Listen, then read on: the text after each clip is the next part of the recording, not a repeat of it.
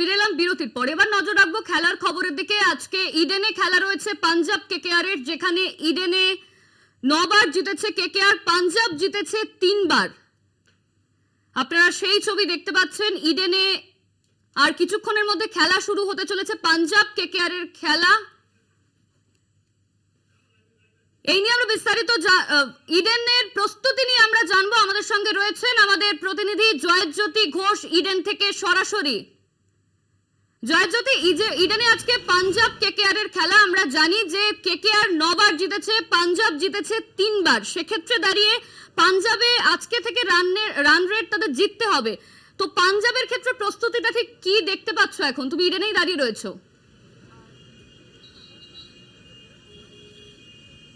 দেখো অনন্যা, আজকের লড়াইটা হচ্ছে বীরজারা লড়াই।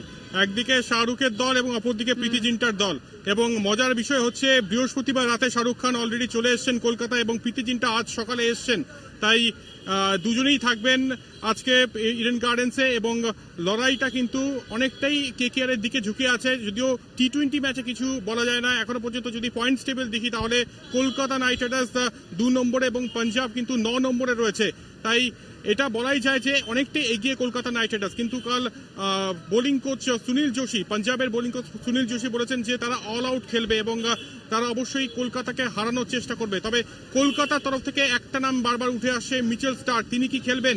গত 2 দিন ধরে প্র্যাকটিস হয়েছে এই ইডেন গার্ডেন্সে, তিনি কিন্তু বল করেননি। তাই তার জায়গায় কি অন্য কেউ, দুষ্মন্ত চামিরা নাকি চেতন সাকারিয়া? দুষ্মন্ত চামিরার নাম কিন্তু বেশ জোরালোভাবে শোনা যাচ্ছে। তাই সেদিকে নজর থাকবে আমাদের। এবং আরেকটা বিষয় যেটা কনসার্ন কলকাতা নাইট রাইডার্সের জন্য, সেটা বলবো যে ডেথ ওভারে কিন্তু প্রচুর রান দিয়ে দিচ্ছে বোলাররা।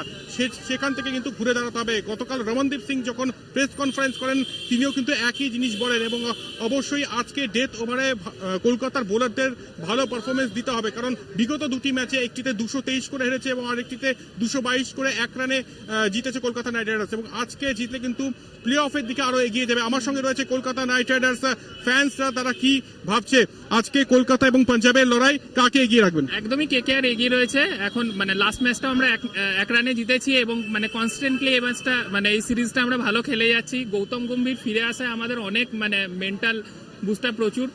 সল্ট খুব ভালো খেলছে, নারিন খুব ভালো খেলছে, রাসেল, রিঙ্কু সবাই খুব ভালো খেলছে। আমরা জিতবো এই আশা নিয়ে মাঠে এসেছি। কেকেআর করবো লড়বো জিতবো রে। Thank you. করবো লড়বো জিতবো রে বলছে গৌতম গম্ভীর। আসার পর কিন্তু অন্যরকম দেখাচ্ছে এই টিমকে। এবং একটা নাম অবশ্যই বলবো, মিচেল স্টার্ক। মিচেল স্টার্ক সেভাবে ফর্মে নেই, কি বলবেন? আজকে যদি না খেলায়, শুনছিলাম বা আপনাদের এতেও দেখছি ওই শ্রীলঙ্কার যে বোলারটা আছে যদি খেলে আমি অন্তত খুশি হব। 25 কোটি খরচ হয়েছে, আর নিতে পারছি না স্যার।